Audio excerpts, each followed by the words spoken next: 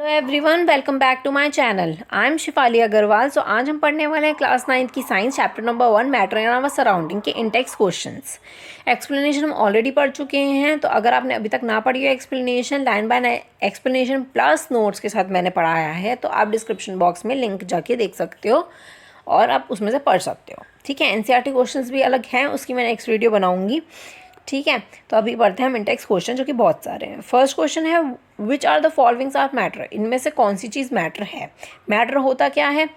Anything that occupy space. जो कोई भी चीज़, अगर किसी भी चीज़ ने स्पेस को ऑक्यूपाई कर रखा हो, उसका मास हो, या फिर हम अपने 5 सेंसेस की हेल्प से उसको महसूस कर पाएँ, तो वो होता है मैटर। ठीक है, इसमें दे रखा है चेयर। चेयर एक सॉलिड है, जगह घेरती है, तो ये हो गया मैटर। एयर है, गैस है हमारी, क्लासिफिकेशन मैटर में हमने पढ़ा है गैस क्या होता है, तो एयर भी हमारा एक मैटर हो गया। लव एक फीलिंग होती है। ठीक है, ये कोई जगह नहीं घेरती है, ये हमारे दिल की फीलिंग होती है, तो इसीलिए ये मैटर नहीं होती है। ठीक है, आगे बात करते हैं स्मेल की। स्मेल आ रही है हमें, हम स्मेल कर पा रहे हैं खाने की स्मेल, एक गैस फॉर्म हो गया, तो ये मैटर होती है। नेक्स्ट है हेट। हेट भी एक फीलिंग होती है, आप किसी को हेट करते हो, किसी को नफरत करते हो, किसी चीज़ को, कोई चीज़ आपको पसंद नहीं है बिल्कुल भी, तो ये एक फीलिंग हुई, ये कोई जगह नहीं घेरती है। आमंड्स, बादाम जगह घेरते हैं, ऑफ कोर्स ये मैटर है। थॉट हम अपने दिमाग में कुछ चीज़ सोच रहे हैं, तो ये जगह नहीं घेर रही है, तो ये मैटर नहीं है। कोल्ड हम बीमार पड़ जाते हैं, हमें जुकाम हो जाता है, तो ये मैटर, तो क्या हुआ, ये मैटर नहीं है। लेमन वाटर एक लिक्विड होता है, और मैटर्स में हमने क्लासिफिकेशन ऑफ मैटर में पढ़ा है कि लिक्विड एक मैटर होता है, तो लेमन वाटर भी एक मैटर है। स्मेल ऑफ परफ्यूम, हम स्मेल कर पा रहे हैं, परफ्यूम एक गैस है, तो क्या हुआ, ये मैटर हुआ। तो आपको पता चल गया मैटर क्या है। Chair, air, smell, almonds, lemon water and the smell of perfume are matter. तो ये सारे मैटर्स हैं। ठीक है, नेक्स्ट क्वेश्चन पे चलते हैं। Give reason for the following observation. हमें इसके रीज़न बताने हैं। इसे ऑब्जर्वेशन दे रखा है, इसका हमें रीज़न बताना है। The smell of the hot sizzling food, मतलब कि हॉट सिजलिंग फूड, बहुत ज़्यादा गर्म खाना है, उसकी जो स्मेल है वो हमें सेवरल मीटर अवे तक आ जाती है, मतलब बहुत दूर तक आ जाती है। But to get the smell from the cold food you have to go closer. But अगर हमें ठंडे खाने को सूंघना है, तो हमें उसके पास जाना होगा, हमें दूर तक वो स्मेल नहीं आएगी, थोड़ी दूर तक स्मेल नहीं आएगी। तो ऐसा क्यों होता है? क्योंकि since hot sizzling food has a temperature higher than the cold food. अब आप खाना गरम गरम खाना पका रहे हो, खाना गरम गरम खाना बन रहा है, तो उसका टेम्परेचर हाई हो गया। अब ठंडा फूड है, उसका तो कोई टेम्परेचर हाई हुआ नहीं, वो तो ठंडा हो गया। तो एट हाई टेम्परेचर पे जो मूवमेंट होता है, मतलब डिफ्यूजन रेट जो होता है पार्टिकल्स का, वो बहुत ज़्यादा फास्ट हो जाता है। उसके पार्टिकल्स ना बहुत ज़्यादा तेज़ी से मूव करने लग जाते हैं, जिसकी वजह से हमें थोड़ी दूरी तक ही खाने के पता चल जाता है कि खाने में आखिर बन क्या रहा है।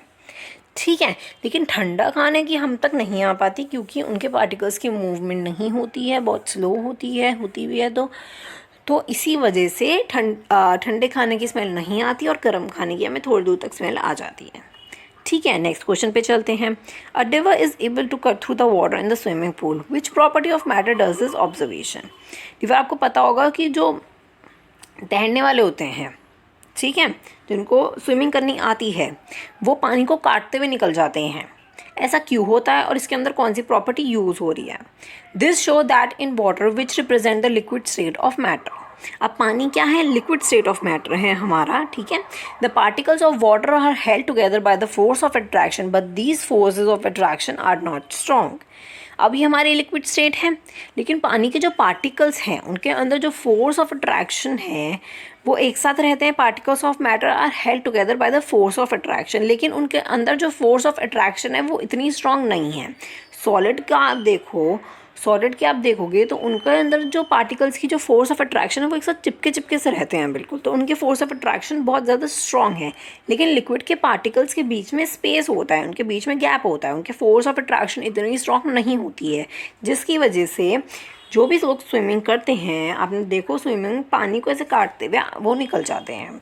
ठीक है, by applying greater force a diver can cut through the water in the swimming pool.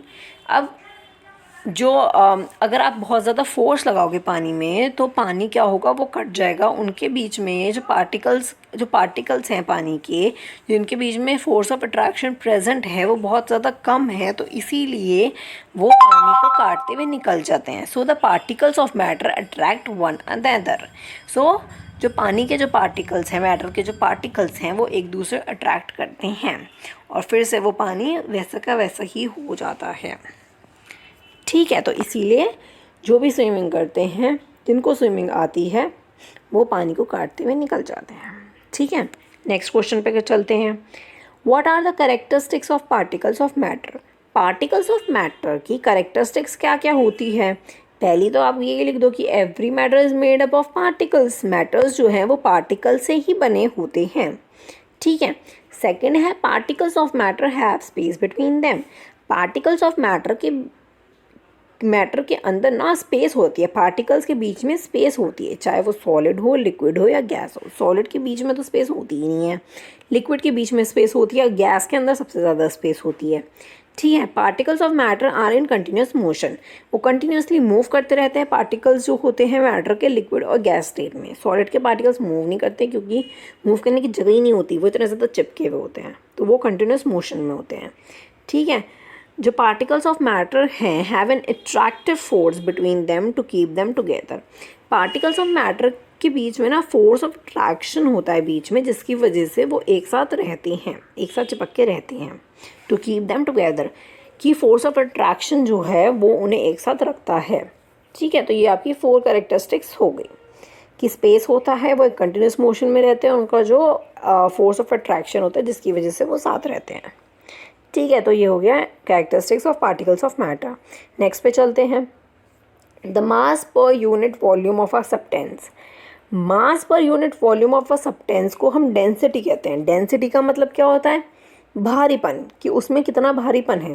Density is equals to mass upon volume. ये होता है फॉर्मूला, ये होता है डेंसिटी का formula. Density is equals to mass upon volume. ठीक है, तो आपको ये फॉर्मूला याद रखना है।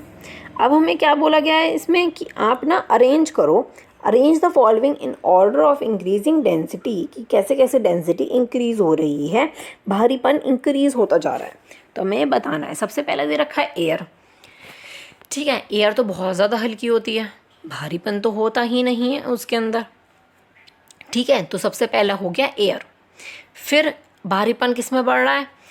एक्सॉट फ्रॉम चिमनी। चिमनी में से जो धुआं निकल रहा है ना पानी का, पानी उबल रहा है, चिमनी में से धुआं निकल रहा है, तो वो हवा से तो भारी ही हुआ ना। ठीक है, तो इसीलिए ये हो गया एक्सॉट फ्रॉम चिमनी। फिर आती है कॉटन। कॉटन जो है वो, इससे तो चिमनी में से जो धुआं निकल रहा है उससे तो भारी हुआ ना कॉटन। ठीक है, तो इसके बाद आता है कॉटन। कॉटन भारी है। फिर आता है पानी। कॉटन से भारी तो पानी है, पानी तो बहुत भारी होता है, और उसको हम ले एज़ कम्पेयर टू कॉटन। तो फिर आती है वाटर। वाटर से भारी होता है शहद। शहद बहुत ज़्यादा गाढ़ा होता है तो वो ज़्यादा भारी होता है। ठीक है, फिर आता है चौक। शहद से भारी चौक होती है। ठीक है, फिर आता है आयरन। आयरन हमारा ज़्यादा भारी होता है चौक से। ठीक है, तो आपको ऐसे इंक्रीजिंग डेंसिटी ऑर्डर में ऐसे लगाना है आपको। ठीक है, तो पहला है एयर, फिर चिमनी वाला, फिर cotton, water, Honey, chalk, iron. ठीक है, अब चलते हैं नेक्स्ट क्वेश्चन पे। नेक्स्ट क्वेश्चन है, ये हमें डिफरेंस बिटवीन बताना है। ये जो कैरेक्टरिस्टिक है स्टेट ऑफ मैटर की, सॉलिड, लिक्विड और गैस, इसकी हमें डिफरेंस बताना है कि क्या डिफरेंस है इन तीनों में, सॉलिड, लिक्विड और गैस में डिफरेंस क्या है। पहला डिफरेंस है, मैंने हेडिंग के साथ लिखा है जिससे आपको याद करने में आसानी हो, शेप एंड वॉल्यूम। सॉलिड की शेप ना डेफिनेट होती है, शेप चेंज नहीं होती है सॉलिड की, और उसकी एक फिक्स्ड वॉल्यूम भी होती है। ठीक है, लिक्विड की क्या होती है? लिक्विड की कोई शेप फिक्स नहीं होती। आप जिस कंटेनर में पानी को डालोगे या किसी भी लिक्विड को डालोगे तो वो उसी शेप का हो जाएगा, और उसकी कोई डेफिनेट वॉल्यूम भी होती है। उसकी जितना पानी आपने उस कंटेनर में डाला है उतना ही रहेगा, उससे ज़्यादा या कम नहीं होगा। गैसेस में क्या है? गैसेस की भी कोई शेप नहीं होती है और ना ही कोई फिक्स्ड वॉल्यूम होती है। ठीक है, नेक्स्ट है रिजिड और कंप्रेसिबिलिटी। रिजिड का मतलब क्या होता है, सख्त, और कंप्रेसिबिलिटी कि आप उसे कितना कंप्रेस कर पाते हो। ठीक है, सॉलिड जो होता है बहुत ज़्यादा सख्त होता है, और कंप्रेस तो आप कर ही नहीं सकते सॉलिड को, टूट जाएगा लेकिन वो कंप्रेस नहीं हो पाएगा। ठीक है, लिक्विड में क्या होता है, उसकी वो कम सख्त होता है लेकिन बहुत कम होता है। लो कंप्रेसिबिलिटी होती है, बहुत कम आप लिक्विड को कंप्रेस कर पाते हो। अब करते हैं गैस की बात। गैस में क्या होता है, गैस की तो सख्त होती ही नहीं है गैस। और कंप्रेसिबिलिटी, अब गैस की जो कंप्रेसिबिलिटी होती है बहुत ज़्यादा हाई होती है, क्योंकि छोटे छोटे सिलेंडर्स में ही, चाहे वो किचन में यूज़ करने वाला सिलेंडर हो या हॉस्पिटल में यूज़ करने वाला ऑक्सीजन सिलेंडर हो, तो उसमें बहुत सारी गैस स्टोर हो पाती है क्योंकि हम गैसेस को कंप्रेस कर पाते हैं। ठीक है, थर्ड पे आते हैं, वो है फ्लूइडिटी। फ्लूइडिटी का मतलब क्या होता है कि वो चीज़ कितनी फ़्लो कर सकती है, क्या वो फ़्लो कर सकती है। तो सॉलिड की बात करें तो सॉलिड तो फ़्लो हो नहीं सकता क्योंकि वो बहुत ज़्यादा सख्त है। लिक्विड की बात करें तो लिक्विड फ़्लो हो सकता है कि हमने पानी गिर दिया ज़मीन पर और वो बहता ही चला जा रहा है, आगे आगे खुद ही बढ़ता जा रहा है, या फिर हमने एक कंटेनर से हम दूसरे कंटेनर में शिफ्ट कर रहे हैं तो वो फ़्लो हो रहा है। ठीक है, गैसेस जो है, गैसेस तो हर एक डायरेक्शन में फ़्लो होती रहती है, हमें नहीं पता चलता कौन से डायरेक्शन में कौन सी गैस जा रही है या कैसे हो रहा है, तो वो हर डायरेक्शन में फ़्लो होती है। ठीक है, फोर्थ है पैकिंग ऑफ मॉलिक्यूल्स, कि मॉलिक्यूल्स जो होते हैं वो कैसे पैक्ड होते हैं। सॉलिड के जो मॉलिक्यूल्स होते हैं, जो पार्टिकल्स होते हैं, वो तो बहुत ज़्यादा चिपके होते हैं, तो बहुत ज़्यादा अच्छे से क्लोजली पैक्ड होते हैं। लिक्विड्स में क्या होता है कि थोड़े कम लूजली पैक्ड होते हैं, ज़्यादा स्पेस नहीं होता, तो मॉलिक्यूल्स थोड़े कम पैक्ड होते हैं। और गैस जो होता है वो तो बहुत ही लूजली पैक्ड होते हैं, उनके अंदर बहुत ज़्यादा स्पेस होती है, तो इतने अच्छे से पैक्ड नहीं होते हैं वो। ठीक है, फॉर एग्जांपल भी लिख रखा है। सॉल्ट का एग्जांपल क्या हुआ, नमक, शुगर, चीनी, चॉक, गोल्ड, सिल्वर एक्सेट्रा, तो ये हमारी सॉलिड चीज़ है। लिक्विड में क्या आता है, alcohol, water, diesel, petrol, lemon juice, या फिर किसी भी तरह का जूस या कोई भी लिक्विड चीज़। ठीक है, गैस में आती है एयर, सीएनजी, स्मोक एक्सेट्रा। ठीक है, तो आप एग्जांपल ज़रूर लिखें, अगर कोई भी डिफरेंस इसमें ये वाला डिफरेंस आता है तो आप एग्जांपल ज़रूर लिखें। ठीक है, तो आगे चलते हैं नेक्स्ट क्वेश्चन पे। नेक्स्ट क्वेश्चन है कमेंट अपॉन द फॉलोइंग। हमें इन पे कमेंट करना है कि एक्चुअली ये होता क्या है। पहला दे रखा है रिजिडिटी। रिजिडिटी मैंने आपको बताया क्या होती है, सख्त, कि सॉलिड, लिक्विड और गैस कितनी सख्त है। The property due to which an object maintain is shapes and size is known as rigidity. किसी भी चीज़ का कोई ऑब्जेक्ट जो कि साइज़ या फिर शेप को मेंटेन कर रहा हो उसे हम रिजिडिटी कहते हैं।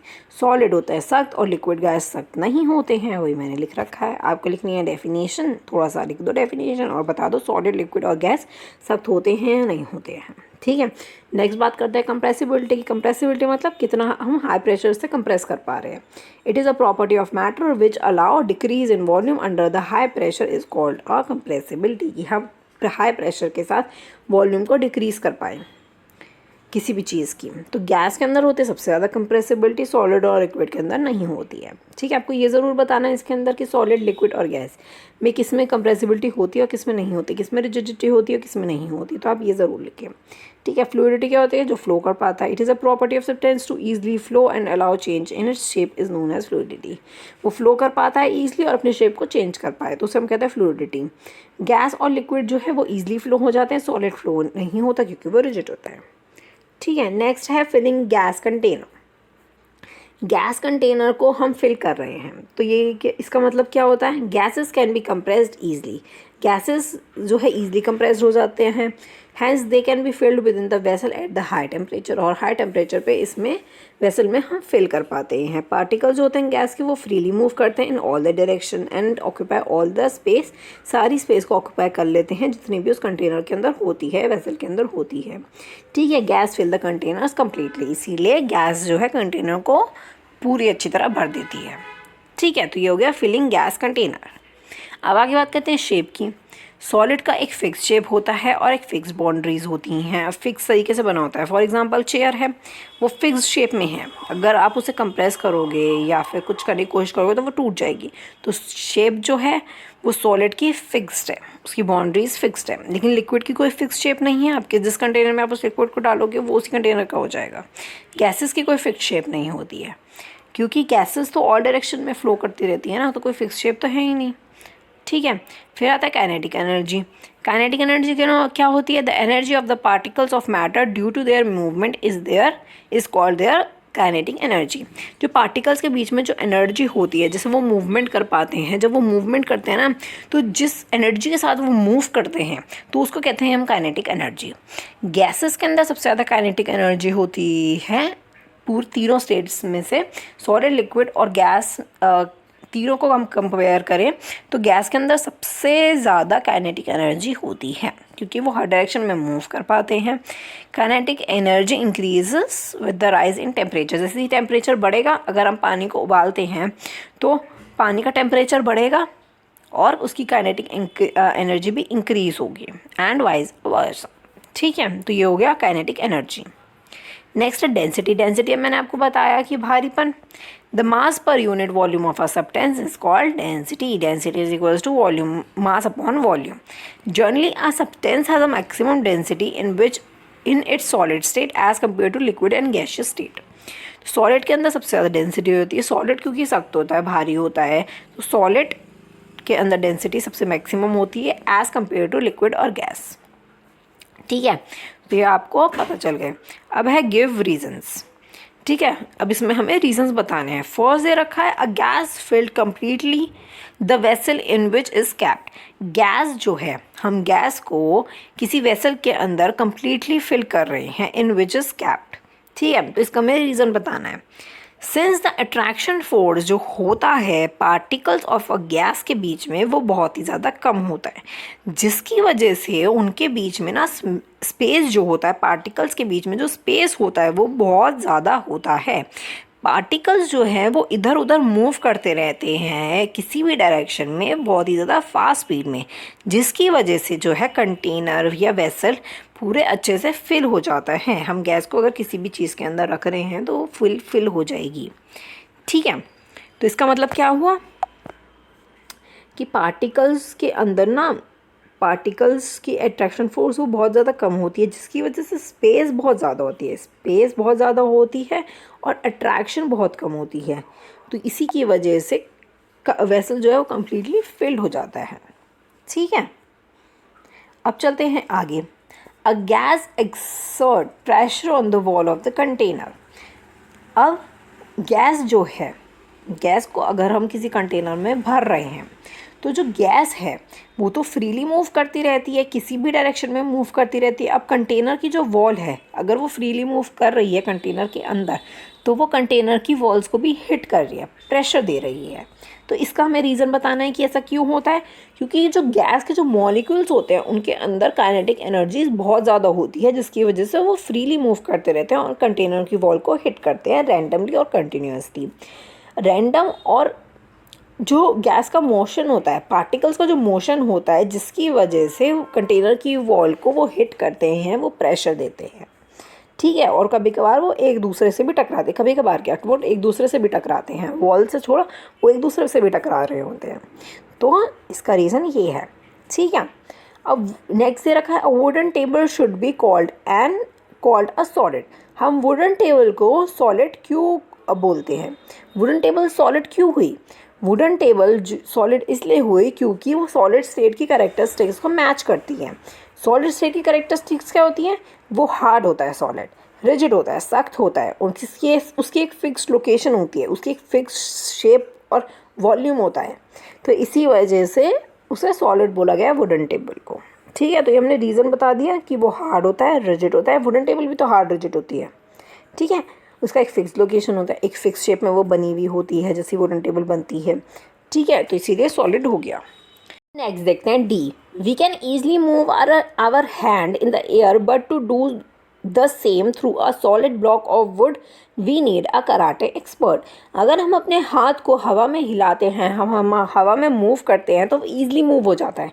लेकिन अगर हम लकड़ी पे अपने हाथ को मारेंगे तो हम नहीं मार पाएंगे, हमारा हाथ ही टूट जाएगा। तो हमें कराटे एक्सपर्ट की ज़रूरत पड़ती है। ऐसा क्यों है? Air is a mixture of gases. हवा जो है वो गैसेस का मिक्सचर है। जो गैस के जो पार्टिकल्स होते हैं वो बहुत ज़्यादा दूर दूर होते हैं, जिसकी वजह से हम अपने हाथ को मूव कर पाते हैं। लेकिन सॉलिड ब्लॉक ऑफ वुड जो है वो बहुत ज़्यादा हार्ड होता है, बहुत ज़्यादा रिजिड होता है, सख्त होता है, जिसकी वजह से ना उसके पार्टिकल्स ना एक जगह पे सख्त हो जाते हैं, उनके बीच में गैप नहीं होता पार्टिकल्स के बीच में, जिसकी वजह से हमें कराटे एक्सपर्ट की ज़रूरत पड़ती है। ठीक है, तो ये आप रीज़न दे सकते हो। ठीक है, नेक्स्ट पे चलते हैं। Liquid generally have a lower density as compare to solid. Liquid के जो भारीपन होता है वो कम होता है अगर हम सॉलिड किसी चीज़ से कंपेयर करें तो। चेयर, वुडन टेबल लें हम, और कोई भी लिक्विड ले ले, पानी ले ले, तो वुडन टेबल ज़्यादा भारी है एज़ कम्पेयर टू लिक्विड, है ना। But you must have observe that the ice float on water. लेकिन आपने ऑब्जर्व किया होगा कि जो आइस है, बर्फ़ जो है वो वाटर पे फ्लोट करती रहती है। ऐसा क्यों होता है? ठीक है, when the water freeze to form the ice. जब पानी को हम फ्रीज़ करते हैं, आइस बनने के लिए रखते हैं, जो वाटर के अंदर जो एम्प्टी स्पेस होता है ना, वो क्रिएट हो जाता है एज अ आइस के फॉर्म में, जिसकी वजह से जो है ना वॉल्यूम इंक्रीज हो जाता है for the same mass of water. तो वॉल्यूम ना इंक्रीज हो जाता है। अगर इन अदर वर्ड्स में बोले तो मास पर वॉल्यूम और डेंसिटी ऑफ आइस की जो डेंसिटी होती है वो बहुत कम होती है एज़ कम्पेयर टू पानी से। अगर आप खाली पानी को हाथ में लोगे तो वो आपको ज़्यादा भारी लगेगा, लेकिन आप बर्फ़ को लोगे तो वो बहुत हल्की लगेगी, जिसकी वजह से पानी भारी होता है और आइस कम भारी होती है। तो इसी वजह से आइस जो है वो वाटर पे फ्लोट करती है। ठीक है, अब पेज नंबर 9 पे चलते हैं। वहाँ पे न्यूमेरिकल्स दे रखे हैं तो वो करते हैं। Convert the given temperatures to Celsius scale. अब हमें टेम्परेचर दे रखा है, उसको हमें सेल्सियस में कन्वर्ट करना है। तो फर्स्ट दे रखा है 300 के कैल्विन। के का मतलब होता है कैल्विन। तो ये एक ना फॉर्मूला होता है, Kelvin is equals to 273 plus degree Celsius. तो ये हो गया फॉर्मूला। ठीक है, अब इसमें क्या दे रखा है हमें? 300 कैल्विन दे रखा है हमें। कैल्विन का फॉर्मूला ये है 273 प्लस डिग्री सेल्सियस। अब हमें ये दे रखा है तो इसको हम लिख देंगे 300 is equals to 273 plus degree Celsius. तो अब इसको मैं इधर ले आऊँगी तो क्या हो जाएगा? 300 minus 273, 300 minus 273 is equals two degree Celsius. तो इन दोनों को जब हम माइनस करेंगे तो आ जाएगा 27 डिग्री सेल्सियस। ठीक है, तो ऐसे हमें फॉर्मूला दे रखा है हमें ये, और हमें करके बताना है। ठीक है, अब नेक्स्ट हमें दे रखा है 573 के, सेम फॉर्मूला लगेगा। तो हमें के कितना दे रखा है? के कितना दे रखा है हमें? 573 दे रखा है। ठीक है, उसको अब 273 को हम इधर ले आएंगे। 273 इज इक्वल्स टू सेल्सियस, इन दोनों को हम माइनस करेंगे तो क्या आएगा हमारा? 300 आ जाएगा, और ये डिग्री सेल्सियस। तो आंसर क्या हो गया? तो हो गया 300 डिग्री सेल्सियस। ये आंसर निकल गया। तो आपको फॉर्मूला याद रखना है बस। अगर ऐसा क्वेश्चन आ जाता है तो आपको पता होना चाहिए फॉर्मूला, जिसकी वजह से आप जिससे आप आसानी से निकाल सको। ठीक है, नेक्स्ट पे चलते हैं। What is the physical state of water at? Physical state बतानी है हमें, वाटर की फिजिकल स्टेट क्या है इस टेम्परेचर पे। 250 डिग्री सेल्सियस दे रखा है। तो बॉइलिंग पॉइंट जो होता है वाटर का वो होता है 100 डिग्री सेल्सियस। 100 डिग्री सेल्सियस होता है। अगर इससे अबव टेम्परेचर की बात करें तो वाटर जो है वो स्ट्रीम में कन्वर्ट हो जाता है। तो water will be in the gaseous state. तो 250 पे ना वो गैशियस स्टेट में होगा, क्योंकि 100 डिग्री पे तो वो बॉयल हो रहा है। अगर इससे ज़्यादा हम करेंगे तो स्टीम बन के वो उड़ने लगेगा, वेपराइजेशन हो जाएगा उसका। तो 250 में वो गैशियस स्टेट में होगा। ठीक है, अब करते हैं 100 डिग्री के बाद। 100 डिग्री पर क्या होता है पानी? वो तो वाटर बॉयल होने लग जाता है। Water can exist in both the liquid as well as a gaseous state. अब 100 डिग्री पे ना वो बॉयल हो रहा है, तो उसको वो गैस स्टेट में भी जा रहा है कि वेपोराइजेशन हो रहा है, उसका स्ट्रीम बन रही है और पानी भी बॉयल होने लग गया है। तो इसके अंदर दोनों ही स्टेट हो गई। ठीक है, लिक्विड भी हो गया और गैशियस स्टेट भी हो गई। ठीक है, तो ये आपको बताना था। अब नेक्स्ट पे चलते हैं। क्वेश्चन दे रखा है for any substances why does the temperature remain constant during the change of state. कोई भी सब्सटेंस जो होता है उसका जो टेम्परेचर होता है वो सेम रहता है। कब सेम रहता है? जब वो अपना स्टेट चेंज कर रहा हो। अगर कोई चीज़ सॉलिड से लिक्विड बन रही है, लिक्विड से गैस बन रही है, तो उसका जो टेम्परेचर है वो कांस्टेंट क्यों रहता है किसी भी सब्सटेंस का, हमें ये बताना है। ठीक है। During the change of state of a substance at a melting और बॉइलिंग पॉइंट, किसी भी चेंज ऑफ स्टेट, किसी भी सब्सटेंस का जब स्टेट चेंज हो रहा होता है मेल्टिंग या फिर बॉइलिंग पॉइंट पे, तो जो टेम्परेचर होता है वो कांस्टेंट रहता है, क्योंकि जो उसकी हीट एनर्जी होती है ना वो सब्सटेंसेस के अंदर सप्लाई हो रही होती है। कैसे? Overcoming the force of attraction without increasing there kinetic energy को इंक्रीज किए बिगर जो हीट एनर्जी है वो सब्सटेंसेस में कन्वर्ट हो रही होती है, जिसकी वजह से as a result the thermometer does not show any rise in temperature. Thermometer को अगर हम लगाते हैं तो टेम्परेचर बढ़ा हुआ नहीं दिखाता है टिल द, तब तक कब तक नहीं दिखाता है? जब तक पूरा वो कन्वर्ट नहीं हो जाता है। अगर ये सॉलिड लिक्विड है और ये चीज़ गैस है, अगर ये इसमें कन्वर्ट हो रही है तो जब ये पूरा अच्छे से कन्वर्ट हो जाएगा तब ये चेंज दिखाएगा। ठीक है, ये ऐसे इसमें बता रखा है, थर्मोमीटर का दे रखा है। थर्मोमीटर जब तक वो नहीं दिखाया जब तक इंटायर जो है प्रोसेस हो नहीं जाता। ठीक है, तो ये हो गया आपका कि कैसे कोई भी कैसा टेम्परेचर कांस्टेंट रहता है जब भी किसी स्टेट में कोई भी चीज़ चेंज हो रही हो, कोई भी स्टेट चेंज हो रहा हो तो। ठीक है, ये समझ आ गया। नेक्स्ट क्वेश्चन है suggest a method to liquefy the atmospheric gases. अगर अब इसमें एक मेथड तुम्हें बताना है कि कैसे कोई भी चीज़ लिक्विफाई, मतलब होता है लिक्विड कैसे एक गैस में कन्वर्ट हो रही होती है। Method to liquefy atmospheric gas, the gas can be converted into liquid. Gas जो है वो कैसे लिक्विड में कन्वर्ट होती है, कि उसके जो पार्टिकल्स हैं, गैस के पार्टिकल्स बहुत ज़्यादा दूर दूर होते हैं लेकिन लिक्विड के पार्टिकल्स थोड़े थोड़े पास होते हैं, तो हम गैस के पार्टिकल्स को ना थोड़े पास ले आए। ठीक है, जिसकी वजह से वो लिक्विड में कन्वर्ट हो सके। They decreasing the space between the particles, हम पार्टिकल्स के बीच में स्पेस को डिक्रीज कर दें। Increase force of attraction between the constant particles, और क्या होगा, उसके पार्टिकल्स में इंक्रीज हो जाएगा। क्या मतलब है, मैं आपको समझाती हूँ। अब ये है गैस, ये है गैस के पार्टिकल्स, ठीक है, और ये है लिक्विड के पार्टिकल्स। ठीक है, लिक्विड के पार्टिकल्स थोड़े पास पास हैं और गैस के थोड़े दूर दूर है।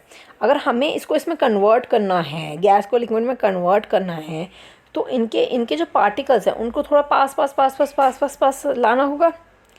ठीक है, जिसकी वजह से उनका जो फोर्स ऑफ अट्रैक्शन है पार्टिकल्स का वो पास पास आ जाएगा, फोर्स ऑफ अट्रैक्शन पास पास आ जाएगा। तो हमें ऐसे करना होगा हमें कि हम उसके पार्टिकल्स, उसका स्पेस जो है उसे हम पास पास ले आएँ। ठीक है, this can be done by cooling the gases under high pressure. ये कब हो सकता है, जब हम गैसेस को ठंडा करें बहुत ही ज़्यादा हाई टेम्परेचर पर। ठीक है,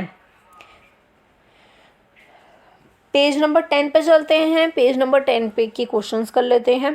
क्वेश्चन नंबर फर्स्ट दे रखा है, why does a desert cooler, desert cooler आपको पता है ना, जो गर्मियों में कूलर्स यूज़ होते हैं वो, cool better on a hot dry day. Desert cooler जो होते हैं वो कैसे हमें हॉट ड्राई डे पे, जब बहुत ज़्यादा गर्मियाँ होती हैं, उमस वाले टाइप गर्मी होती है, तो उस टाइम पे वो हमें ठंडक कैसे पहुंचा पाते हैं। तो जो हॉट ड्राई डे होता है, वेट, हॉट ड्राई डे की मैंने मतलब लिख रखा है स्टार्टिंग में कि हॉट ड्राई डे क्या होता है, that the temperature of the atmosphere, temperature जो है एटमॉस्फेयर का बहुत ज़्यादा हाई होता है और ह्यूमिडिटी बहुत ज़्यादा लो होती है। Both these factor increase the rate of evaporation, इन दोनों की मदद से क्या होता है, ये इवेपोरेशन का जो इवेपोरेशन को ना इंक्रीज कर देते हैं और कूलर की वजह से उन्हें ठंडक मिलने लग जाती है।